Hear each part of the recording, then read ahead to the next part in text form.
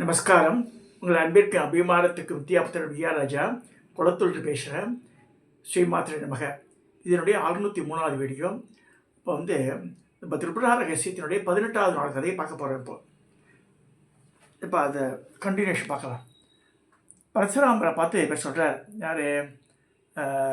பரசுராமர் கேட்குறார் தத்தாத்திரேயரை, கருணாகரா, ஆசையை வென்ற ஈஸ்வரன் எப்படி மோகினியிடம் மயங்கினார் கேட்குறார். யோகிராஜ தத்தாத்திரேயர் சொல்கிறார், தேவாசுரத்தின் போது பார்க்கடலில் வந்த அமிர்த கலசத்தை தேவர்கள் இருந்து அசுரர்கள் பிடிக்க கொண்டனர். அப்பொழுது விஷ்ணு மோகினி உருவம் எடுத்து அசுரர்களை எய்த்து அமிர்தத்தை தேவர்களுக்கு கொடுத்தார். இதை பற்றி கேள்விப்பட்ட சிவன் விஷ்ணுவோட அந்த மோகினி ரூபத்தை தனக்கு காட்டச் சொன்னார். என் மோகினி ரூபம் மனதில் ஆசையை ஊட்ட வல்லது. அவ்வுருவை நீ பார்த்தால் வீரியத்தை இழப்பீர் என்று விஷ்ணு சொன்னார்.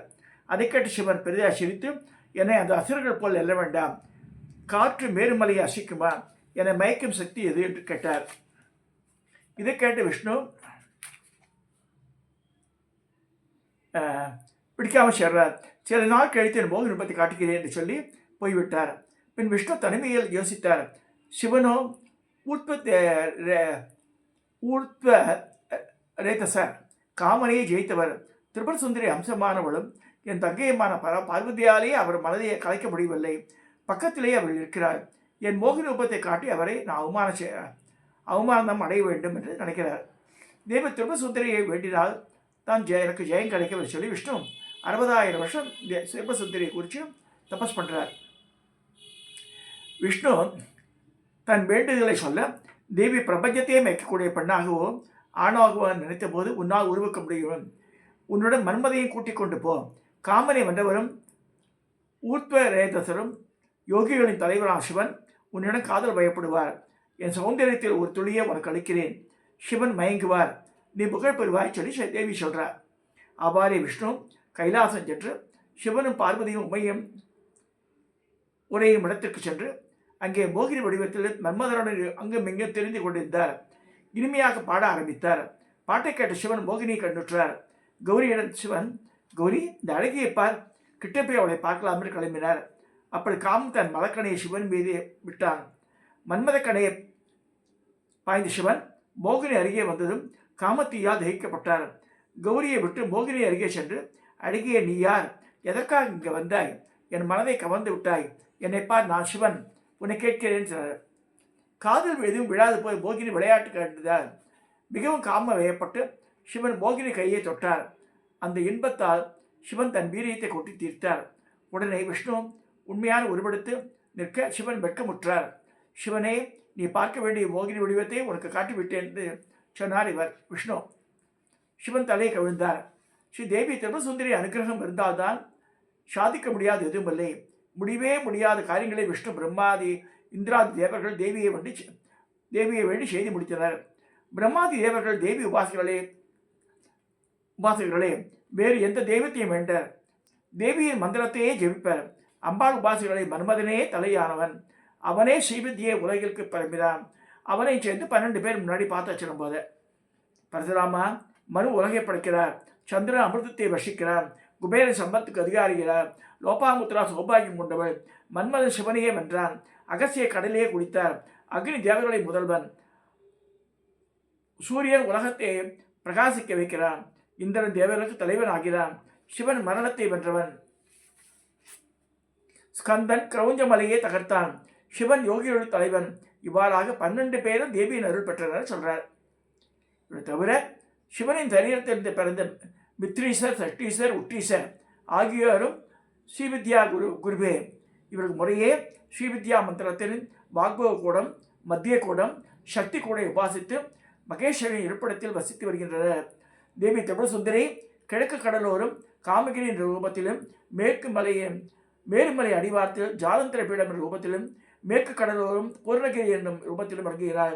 மேலும் தேவியானவள் காஞ்சியில் காமாட்சியாக, பிராமரியாக, கேரளத்தில் குமாரியாக, சௌராஷ்டிரத்தில் அம்பாவாக, கரைவேரத்தில் மகாலட்சுமியாக, மாளவத்தில் காளிகாவாக, பிரயாகில் லலிதாவாக, விந்தியமலையை விந்தியவாசியாக இருக்கிறாள்.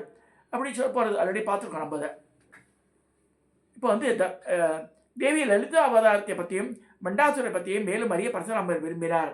அப்போ தத்தாத்திரேயர் சொல்கிற, தேவி திரிபுரா தான் பரமேஸ்வரி, திரிபுராதான் பரமேஸ்வரி, சர்வ காரணக்கு காரணமாக உள்ளவள், அனைத்தையும் ஆதரிப்பவள் அவளே, சிதி ஞான பிரகாச ஆனந்தம் அவளே.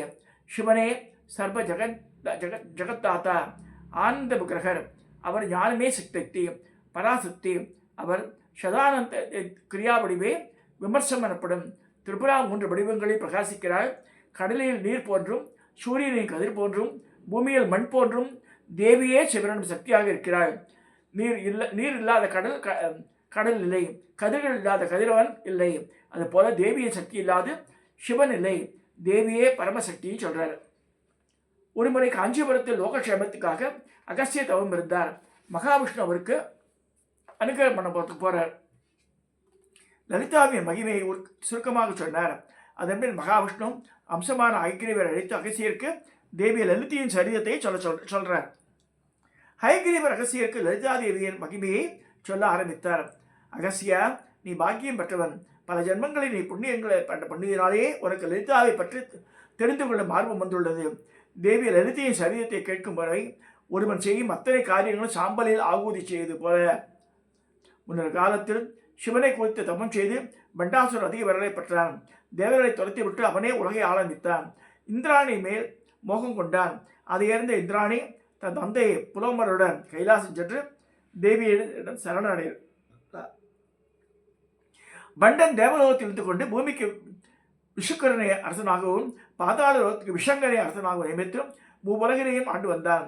தேவரால் சிதைக்கப்பட்ட சோனிதபுரத்தை மறுபடியும் நிர்மாணித்தான். தேவலோகத்தை அழித்துவிட்டு சோனிதபுரத்தையே சொர்க்கமாக்கினான்.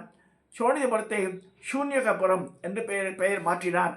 இந்த மாதிரிலாம் பண்ணியிருக்கான். அப்போ பண்டாசுர கதையை சொல்லுங்கன்னு யார் அகசியர் கேட்க ஹயக்ரீவர் சொல்ல ஆரம்பிச்சிடுறார். சிவபுராம் மன்மதனை எடுத்து சாம்பலாக்கினார். குழந்தையாக இருந்த கணேசர் அந்த சாம்பலை எடுத்து மனித வடிவில் பொம்மையை பண்ணி விளையாடி கொண்டிருந்தார். அந்த பொம்மையை தன் அன்னை கௌரிக்கு காண்பித்தார். கௌரி, சிவனன் நாதா, இந்த பொம்மைக்கு உயிர் கொடுங்கள், குழந்தை கணேசன் விளையாடட்டும் என்றார். நடக்கப் போவதை அந்த சிவபுரானும் அவ்வாறே செய்தார். உயிர் பெற்ற பையன் பார்க்க மன்மதன் போல் இருந்தான். ஆனால் அசுரகுடன் இருந்தது. காரணம், சிவனின் சனமும் அந்த சாம்பலில் கலந்திருந்தது. இந்த பையன் கணேசனுடன் விளையாடி கொண்டிருந்தான். ஒரு சமயம் அவன் கணேசனிடம் தேவர்களை பார்த்துட்டு இவருக்கு எப்படி இவ்வளோ செல்வம் கிடைத்ததுன்னு கேட்குறான். அப்போ கணேசன் சொல்கிறார், அவர்கள் தேவர்கள் சிவனை உபாசித்து இந்த பதவி பெற்றனர். சிவனை உபாசித்தால் எல்லாமே கிடைக்குன்னு சொல்கிறார். கணேசர் யார்கிட்ட பண்டாசுரன்ட்ட சொன்ன உடனே அந்த பையன் கங்கைக்கரையில் 10,000 வருஷம் தவம் இருந்து மகாதேவனை குறித்து தவம் இருந்தான். சுவாமி தோன்றி மகிழ்ந்த மரம் கேட்கிறார். அப்போ அவன், சாமி, நான் உலகை ஆள வேண்டும், அனைவரும் வெல்ல வேண்டும், தேவர்கள் அசுரர்கள் எல்லாமே நான் தான் ஜெயிக்கணும் அப்படிலாம் சொல்லும்போது சிவன் மறுத்து உனக்கு அந்த தகுதி இல்லைன்னு சொல்லிட்டு மறைஞ்சு போயிடுறார். மனந்தள அந்த பையன் மறுபடியும் 1,00,000 வருஷம் தப்பம் புரிந்தான். மகாதேவர் தோன்றி மதியுடைய அசுரனே, உன் விருப்பம் நிறைவேறும், ஆனால் மரணத்தினை வெல்ல முடியாது, பிரம்மாதி தேவர்களை அடக்க முடியாது சொல்றார். இதனால் திருப்தி அடையாத அசுரன் எரியும் தீயின் முன்பு தலைகீழாக தொங்கிய வண்ணம் மூச்சடக்கி 25,000 வருஷம் தவம் இருந்தான். மூவுலகிலும் இவன் தீவியால் புகை மூண்டது. பிரம்மாதி தேவர்கள் இரவணம் சென்று, மகாதேவா, சாகாபரன் தவிர அவன் கேட்பதையெல்லாம் தந்து விடுங்கள், இல்லாவிட்டால் அவன் தவத்தீயில் நாங்களே எரிஞ்சு சாம்பலாயிடுவோன்றார். சிவன் அசுரனுடன் நீ விரும்பியெல்லாம் அளித்தேன்.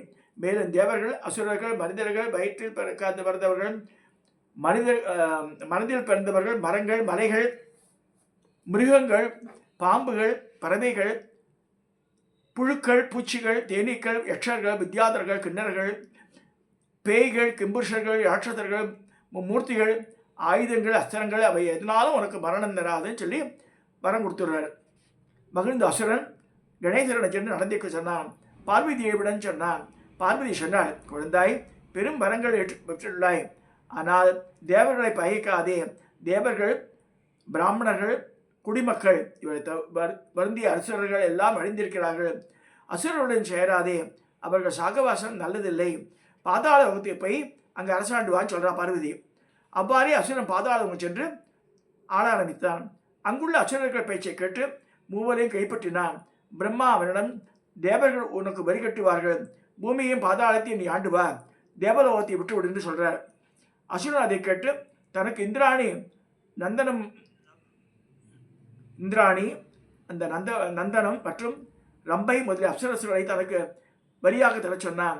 பிரம்மா வகுண்டு பண்டா துஷ்டா அப்படின்னு சொல்லிட்டு மறைஞ்சிடுறார். மூவுலகையும் பண்டன் என்றான். தனது விழா எலும்புகளில் இருந்து விஷங்கன் விஷக்கரன் என்ற 2 அசுரர்களை தோற்றுவித்தான். தன் ஆட்சிக்கு கீழ் 105 உலகங்களை கொண்டு வந்தான் பண்டாசுரன். பண்டன் தீரத்தை கண்டு தாரகன் அசுரன் அவனுக்கு நண்பன் ஆனான். அவன் 18 உலகங்களுக்கு அதிபதியாக்கினான். தாரகாசுரன் மகிழ்ந்து தன் 4 தங்கைகளை பண்டனுக்கு கல்யாணம் பண்ணி கொடுக்குறான். ஆணவன் தலைக்கேறி சத்தியலோகத்தையும் வைகுண்டத்தையும் பண்டாசுரன் கைப்பற்றினான். அதன் பின் படையுடன் கைலாசம் சென்றான். தன் பழைய நண்பனை கண்ட கணேசர் அவனை அன்புடன் வரவேற்றார். ஆனால் பண்டன் அனுமதிக்கவில்லை, மதிக்கவில்லை அவரை. கணேசர் அவரை தடுத்தார். அப்பொழுது பண்டனின் சேனாதிபதி விபீஷணன் கணேசரிடம் போய், உன் தந்தையிடம் அசுரராஜா வந்துள்ளார், அவரிடம் உடனே சரணடைந்து விடு அப்படி சொல்லுன்றான். இல்லை யுத்தத்துக்கு வா அப்படி சொல்லு. உன் பாதுகாப்பு இருக்கு சசியே அசுரராஜானுக்கு உடனே கொடுத்து விடு, இல்லையில் இருவரையுமே இழுத்து கொண்டு போவோம், உனக்குத்தான் அவமானம் என்று சொல்கிறான். இதை கேட்டு கோபம் அடைந்த கணேசர் அந்த விபீஷணனை தலையில் அடித்து வீழ்த்தினார். கணேசரின் பிரதம கணங்களுக்கும் அசுரர்களுக்கும் போர் முண்டது. இதை கழிவிட்ட பார்வதி கோடிக்கணக்கான சக்தியை சேரோடையும் சண்டைக்கு வர. சண்டைக்கு வந்து எல்லாரும் பெரிய பயங்கர சண்டையாகிடுது.